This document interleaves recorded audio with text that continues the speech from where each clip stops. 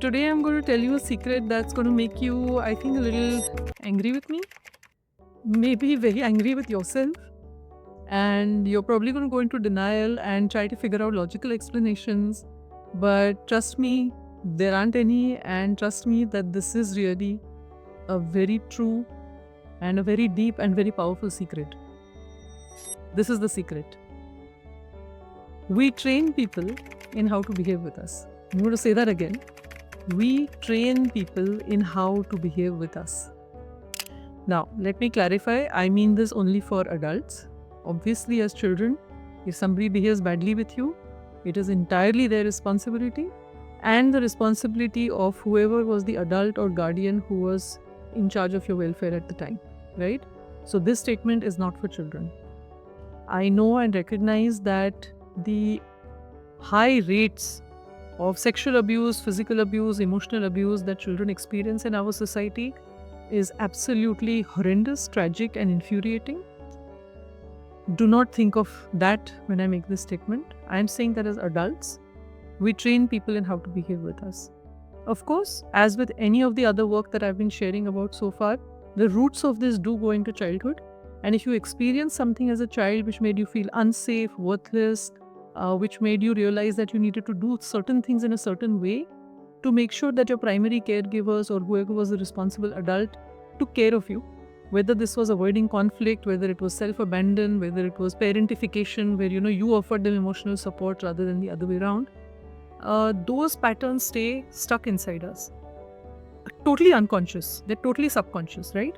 So your subconscious is so powerful. I just want to tell you, give you one example which will make you realize how powerful it is. As a society, we prioritize everything that happens in our conscious mind. How intellectual you are, how academic you are, how logical you are, how, well you are able to think, how well you are able to talk, etc., whatever. What happens when you sleep? When you sleep, which is 8 hours of the day, who's keeping you alive? Are you reminding yourself? Is your conscious mind reminding you to breathe? Is your conscious mind keeping you so alert that the slightest, odd sound and you probably wake up? Is your conscious mind in any way contributing to, let's say, your digestion, the blood circulation, whatever else is going on in your body which is required for when you wake up and then you want to start functioning in your conscious mind again? It's your subconscious. Your subconscious mind is keeping you alive at all times, right? And it will do whatever it can to keep you safe, because that's literally like the first principle of evolution, right? Evolution is survival of the fittest. Fittest doesn't mean strongest. Fittest means the most capable of adapting to their environment, staying safe and surviving. That's all evolution wants you to do. That's literally all that your job is. And we'll talk later on, if you're interested, about DNA and mitochondria and all that, because as a scientist, I absolutely love that stuff. But as a relationship coach and mentor, this is what I want to make you, help you realize, is that the subconscious mind is the most powerful mind. We like to pretend that the conscious mind is important, more important, actually. It is important, but it's not more important than the subconscious. The ideal situation is when you make conscious the various patterns of your subconscious mind, where you, with your conscious mind, are able to recognize what is happening in things which appear to be out of your control or which you're not even aware are happening in your life. Those are the patterns that are going to run your life. Through those patterns, you, me, we behave with people in ways that are meant to keep us safe, okay? Which our subconscious has decided is the way to safety, because that is the pattern which we absorb through conditioning, or sometimes it's a script handed to you, right? It's a script that somebody else handed to you. This is how we behave. This is how we talk to parents. This is how we negotiate conflict. And that's it. Nobody asked you whether you want to act in this movie. Nobody asked you why, if it is your movie, you are not the hero or the heroine or, the lead. Nobody asked you, do you want to, follow the script? No. Just hand over the script, complete obedience, and that's it. We just carry on like that. Once you make that conscious, then you start asking, okay, there are like a few lines in the script I'm not really comfortable with, or I don't quite agree with the way this plot is going. Or, that person you've been telling me all this time is the villain is actually the fairy godmother. So you start asking all these questions, which is precisely what society as a whole or the people in power don't want. Because once you start questioning, what happens is that you become more powerful, right? And as you become more powerful and gain ownership of your life, people around you who benefited from your obedience will no longer have that benefit and hence will try to suppress you. Now, this is not like some fantastic dystopian plot of like, I don't know, Hunger Games or Star Wars or something. It is the real truth. Once you start creating and negotiating healthy boundaries, the people who will oppose you, who will mock you, who will talk down to you, who will try to bully you into changing, back to who you were, are precisely the people who are benefiting from you not having the healthy boundaries. The very fact that they're opposing you having healthy boundaries is the red flag, right? So, however we allow people to behave with us, if you allow disrespect, they'll continue to disrespect you. Like, what's in it for them? They are just going to carry on behaving the way that is easy for them. Because remember, and I said this in an earlier video also, you're not the only one with unhealed, unrecognized subconscious trauma. Everyone around us is, right? So you may love somebody unconditionally. And this is again something I learned from my mentor, Catherine Woodward Thomas. Very powerful statement. Literally, blew me out of the water. The first time that I heard it from her when I was, working with her and getting certified as a coach. She said, love can be unconditional, but relationships have to be conditional. What does that mean? It means you may feel absolutely unconditional love, say maybe for your child, for your significant other, for your parents, sibling, best friend, whoever it may be. And you must in fact feel unconditional love for the people you do feel for. However, in your relationship, you need to negotiate what are the boundaries. Is it mutually respectful? Do they support my dreams the way I support theirs? Are they as thoughtful about what I need and want to keep myself safe or to feel safe as I am for them? Do they see me really for who I am? Am I safe enough to be authentic with them the way I allow them to be safe with me? So these are the hard questions, right? And she must be thinking right now, this is not what I came here. I don't want to be in charge of my life. I want, Dr. Suchitra to tell me how to run my life, how to, make everything safe and comfortable. And I'm so sorry, but that's not how it's going to work. Because you're going to have to learn the tools to keep yourself safe. Let me put it this way. Let's say there's a new co-worker, okay, who comes into office and they're like, whatever, they're narcissistic or they're selfish or they're somebody who just takes, credit for everything that you're saying. And you just totally hate them. You're like, why am I being cursed with this person in the office? Like, it was so much nicer without them, right? So you either ignore them or you're just angry with them. You gossip over them at lunchtime. You send messages to your best friend saying, they did it again. I was saying something and they spoke over me and stole the idea, blah, blah, blah, whatever. And one day, miraculously, that person gets transferred. Right? Fantastic. Amazing, like miracle, okay? 2 weeks later, a new co-worker comes in who's exactly like that one. So now you think, okay, if a pattern is repeating in my life and I'm, hitting on somebody who's behaving in a certain way, what can I do differently to make sure that I don't suffer in the way that I suffered with the earlier person? So maybe you need to consider, why am I not confident enough to ask them to wait while I finish speaking? Why am I not noticed enough by the seniors and somebody can talk over me? Why do I not have a community that I have created of co-workers, all of whom understand what respect and what toxic relationships look like at the workplace, right?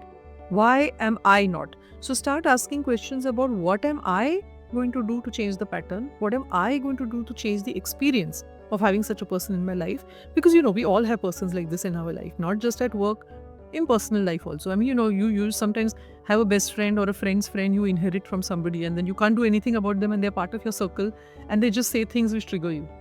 So the triggers are inside you. You need to figure out how are you going to reduce the intensity of the triggers. How are you going to figure out what exactly that trigger is trying to tell you, right? So let's say, for example, I spoke to someone who said, nobody respects me, okay? So she gets super triggered when someone, kind of talks to her in a direct way and interprets it as a rude or abrasive way. And she's like, who are they to give me orders, right? Now, if a third person is watching that conversation, they may not think that person is being rude. They may think they're just being direct and clear and not kind of, saying this and that and the other. It's fine. But I helped her understand what was it inside her that was making her label this as disrespect. and then saying disrespect equals I am not safe, I don't matter, I am not worthy, right? And once we were able to build that connection, it was literally like, I don't know whether you read Amar Chitra Kathas. These were graphic novels we used to read growing up, where suddenly there would be this flash of light or this voice from the sky which would tell you, what to do next or what is going on. So she literally had that kind of a enlightenment. She was like, oh my God, this is how my father and my mother used to communicate. And from that, the environment in the house used to be so unsafe. And then when they fought with each other, they would then shout at me and my sibling and make us feel worthless. And hence, I always associate this kind of, the start of it all used to be one direct, sharp sentence, which wasn't covered with anything, please, would you, if you can. It would be like this. And then the other person would sort of slap back with that. And then the whole thing would derail and the children would be, crying and hiding in corners, trying to escape this emotional drama. And she literally didn't even remember it as a conscious memory until we did the unpacking and the inner child work. So essentially, she was constantly so used to hiding away when this conflict happened, but recognizing that that kind of a statement was a trigger or a cascade to a whole lot of other painful experience for a child, very traumatic, very scary experience for a child. And that child inside her is still trying to protect her from that kind of a traumatic experience. So the work that needs to be done is first analyze, why does this trigger me? What meaning am I making of it inside? And remember, this is not a conscious meaning.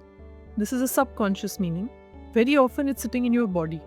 So I ask my clients to do, energy mapping, in which you can actually feel where is the highest energy.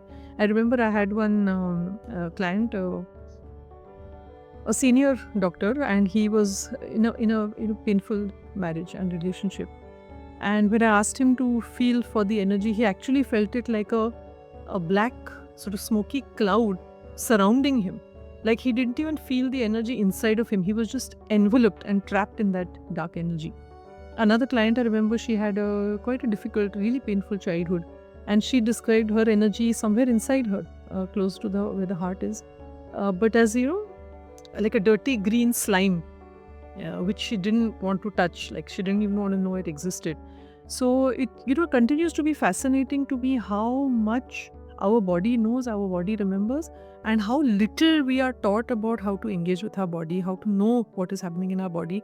Most often, the only connection we have with our body is for it to be somehow aesthetically appealing or appropriate to what has been decided as the norm, right? There's a lot of body shaming, body shaping, and unfortunately, doctors in many ways, different ways, have also been, part of this, sort of complicit to this. But our body actually holds so much that's so powerful for us to connect with. Especially, again, I don't want to get into, all the gender issues because I could take a couple of hours talking about it. But women in particular are known to have intuition, gut feelings. And very often we are asked to override the gut feelings because women are always told, oh, you're too emotional. There's this sort of collective gaslighting of women. And I often say, okay, but anger is also an emotion. So how come men are always allowed to express anger, especially towards women, whereas women are not allowed to connect with their own emotions? So what I would urge you is before or during or, as you go along trying to figure out how to have good relationships on the outside, I think it is so critical for us to figure out the relationship to ourselves on the inside. And I wouldn't say you need to fix the relationship because we're not broken. We're just sometimes misdirected, right? For whatever reason. And again, your parents and everybody's they're mostly not evil people. They are also going through their own trauma, so much, unhealed. They have their own pain. They have their own instincts for, what is going to keep them safe. So, I'm now in my 50s and I know that the earlier generation, which kind of was born or grew up immediately post-independence, still carried with them a lot of scarcity mindset. Like, safety and security meant you must own your house and you must have a steady, permanent job in the government. And the grandchildren probably think that that's just wild. Like, they just want to be like digital nomads and change a job every couple of years, if at all they want to keep a job. So, society changes. But what doesn't really change that easily is on the inside, is our emotions, our sense of what is comfortable and safe. And really what everyone's seeking in a relationship on the outside is someone who will allow you to be safe. Someone who will see you. literally like see you for who you are, who will understand you, and who will experience this life journey along with you. That's all it is. You just want a companion on this journey. Yes, of course, you want to have a sexual relationship, a romantic relationship. All those things are very valid.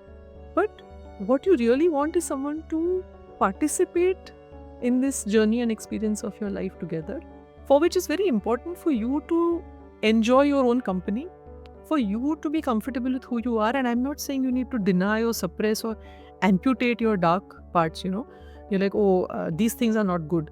I must somehow suppress them or get rid of them. I will never be sad. I will never be angry. I will never be argumentative. I will never.